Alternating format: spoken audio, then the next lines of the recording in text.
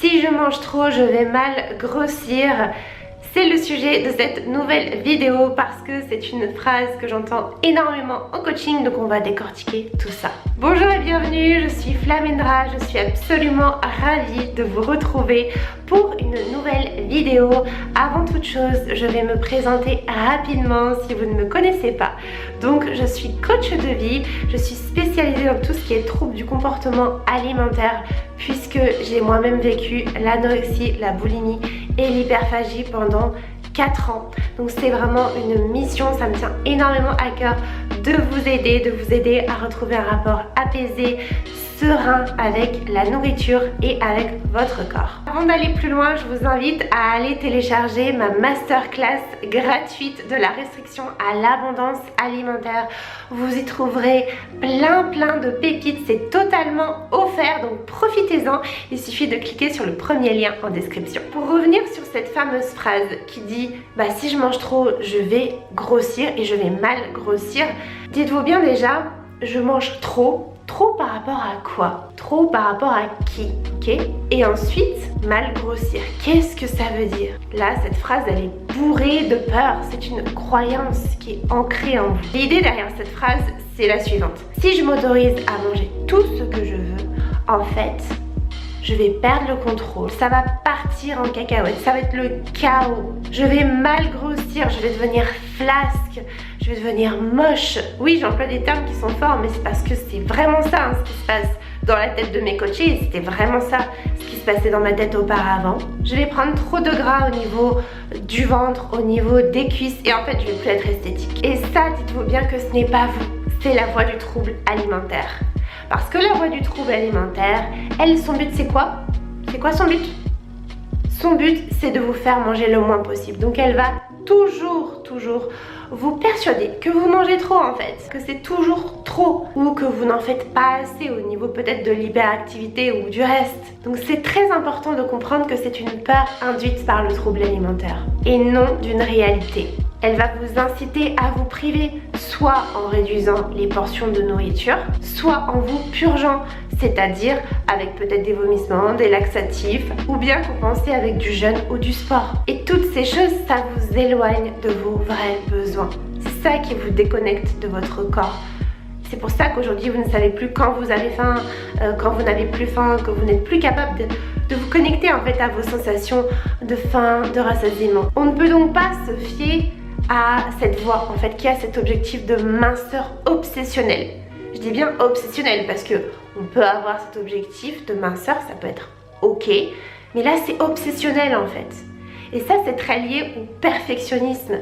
Ce truc de vouloir faire tout parfaitement, d'appliquer à la lettre près, limite quitte à se forcer, quitte à voir qu'il y a quelque chose qui va pas, mais non, il faut appliquer toutes les règles qu'on a lues je ne sais pas où à la lettre, sinon plus rien ne va. Cette voie elle a donc un objectif de minceur obsessionnelle, de poids, d'apparence physique qui est déterminé par des critères souvent qui viennent de la société. Et toutes ces choses sont définies avec le mental. Or, en coaching, on voit que ce n'est pas son rôle, le mental est utile, mais ce n'est pas son rôle.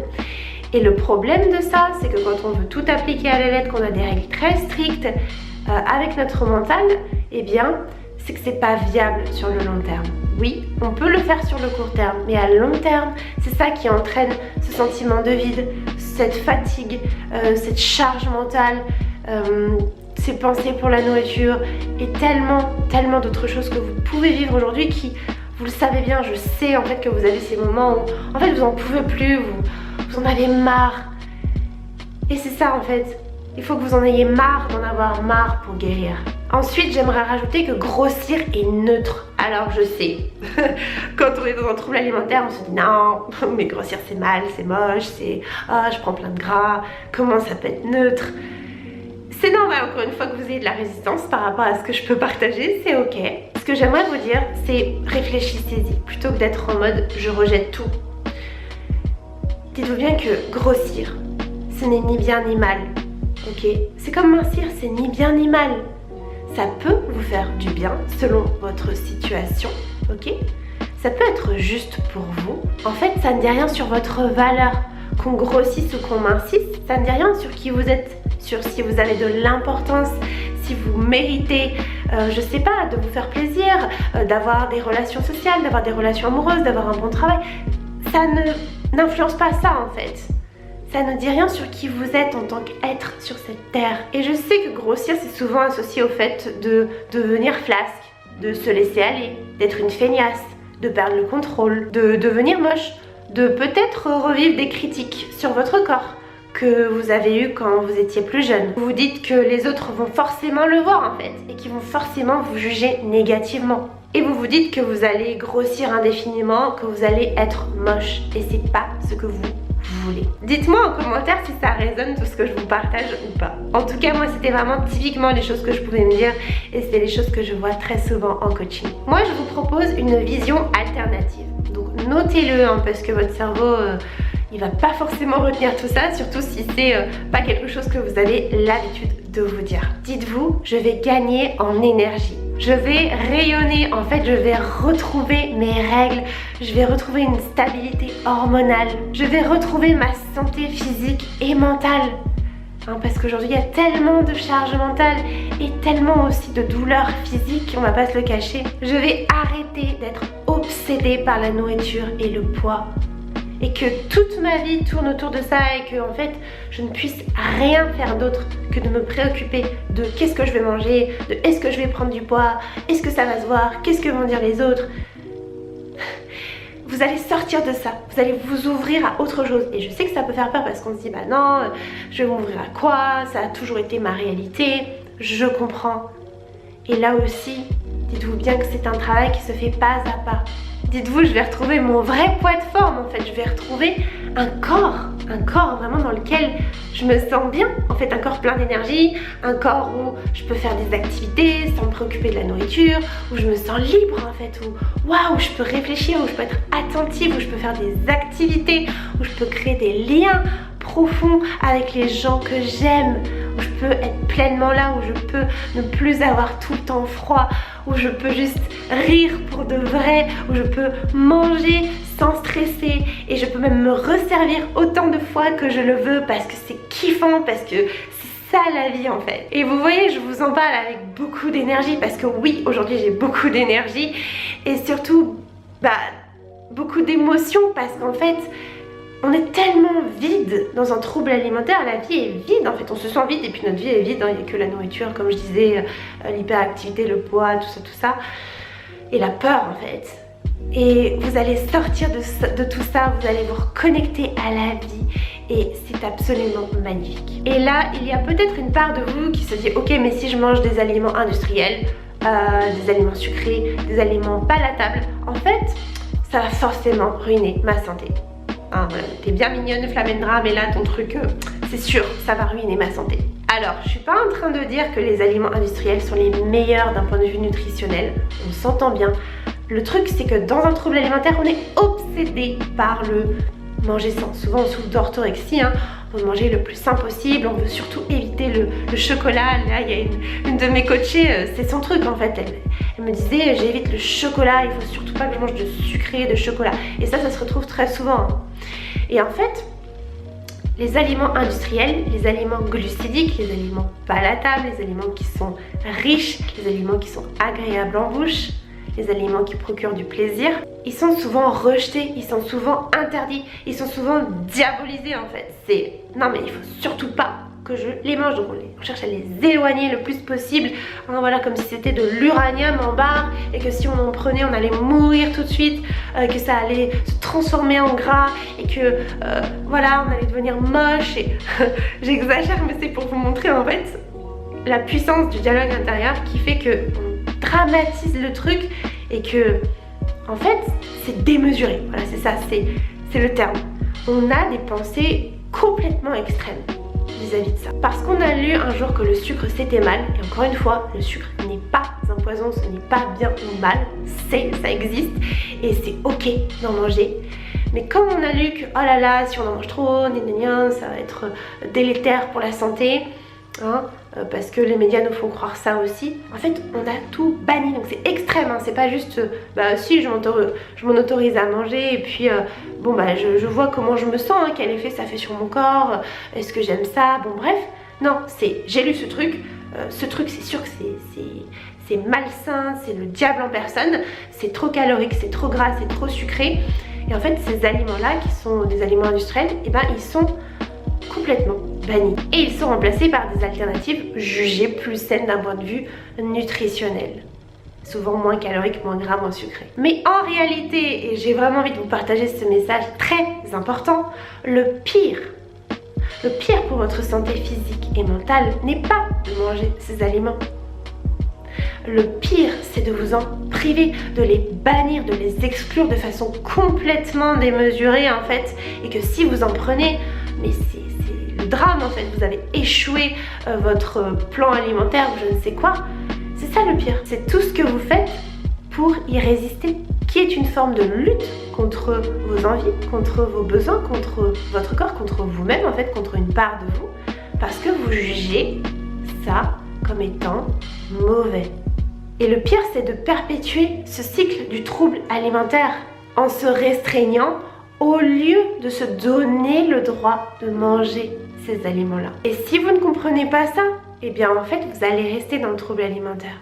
Parce que ça c'est très puissant. Si par exemple vous avez envie d'un cookie industriel, je parle, et que vous vous dites non mais je vais faire une version saine, voilà, ou carrément je vais prendre un yaourt parce qu'il y aura moins, il y aura moins de glucides et tout, ce sera plus sain, il y aura moins de calories.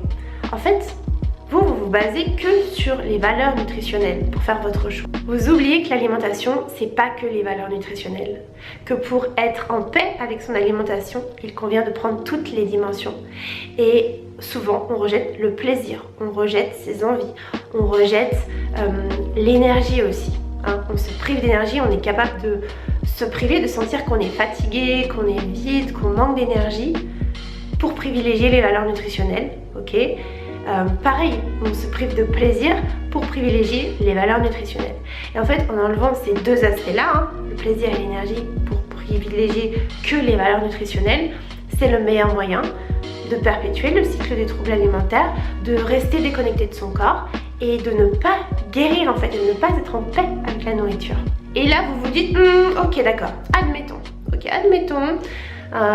mais quand même là, ce que tu me dis, Flamendra, c'est intéressant mais ça me paraît vraiment insurmontable. Et je comprends totalement, je suis passée par là. Comme vous le savez, j'ai vécu les troubles alimentaires et c'est aussi ça qui fait la force de mon accompagnement, c'est que je peux vous comprendre, vous soutenir, vous rassurer et aussi vous challenger, bien entendu vous délivrer des clés. Et c'est normal au stade où vous en êtes aujourd'hui, c'est normal si vous avez peur, c'est normal si vous vous dites ça. C'est normal si vous pensez que ça a l'air insurmontable. Le tout, c'est de ne pas laisser cette pensée prendre le dessus et vous faire croire que c'est réellement le cas. Parce que on peut tous y arriver, vous avez tout à l'intérieur de vous. C'est déjà là en fait. C'est déjà là. Moi, je viens que raviver la flamme qui est déjà en vous. Je viens vous aider à voir les choses d'une nouvelle façon, à élever votre conscience si vous voulez, à prendre du recul. Parce que quand on est dans les TCA, c'est un peu comme dans un hamster, en fait on tourne en boucle, on est dans sa roue de hamster et tout, et on espère que ça va changer. Bah non, il faut quelqu'un d'extérieur pour vous dire eh oh en fait là, t'es dans une roue de hamster, t'es un peu coincé, sors de ta roue. Vous voyez un petit peu? Bah c'est ça en fait ce que je fais en coaching, c'est que je vous aide à prendre du recul. Et ça c'est très puissant et ça c'est très souvent sous-estimé. Je sais qu'on se persuade beaucoup qu'on va s'en sortir seul parce qu'on se sent pas légitime, on se dit qu'on n'a pas le droit, on se dit qu'on va être faible. Mais non, demander de l'aide n'est pas une faiblesse, c'est une preuve de courage immense. Et moi je peux le dire aujourd'hui et j'en suis fière. Je me suis fait aider à de nombreuses reprises. J'ai fait de nombreux coachings, de nombreux accompagnements thérapeutiques. J'ai acheté tellement de formations, tellement de livres. Et tout ça, ça m'a tellement aidé. Et si c'était à refaire, je le referais même encore plus tôt. Et en vrai, personne ne réussit seul. Tous les gens que vous voyez, ils sont entourés d'une équipe, ils se sont fait aider. C'est juste qu'on n'en parle pas. On a l'impression que les gens réussissent tout seuls. C'est une impression. Je vous ramène direct à la réalité. Donc, quand on n'a pas assez de recul, quand on ne sait pas par où commencer, le meilleur moyen d'y arriver, c'est de s'ouvrir à un nouveau champ des possibles. C'est de s'ouvrir aux autres pour guérir. Et moi, je recommande tout le temps de vous faire accompagner par quelqu'un qui comprend les troubles du comportement alimentaire.